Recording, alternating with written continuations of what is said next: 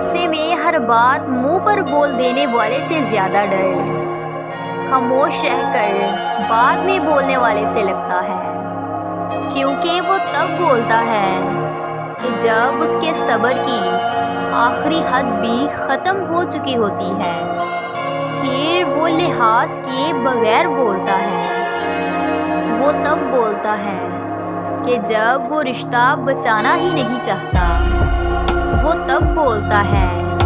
کہ جب وہ رشتے سے بیزار ہو چکا ہوتا ہے اور وہ چاہتا ہے کہ یہ رشتہ ختم ہو جائے،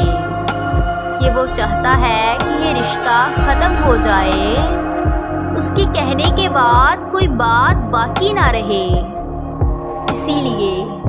کسی کا اتنا بھی صبر نہ آزمائے کہ وہ اپنے صبر سے بیزار ہو کر آپ کا رشتہ آپ کے منہ پر دے مارے۔ یہ صبر سے بیزار ہو کر آپ کا رشتہ آپ کے منہ پر دے مارے۔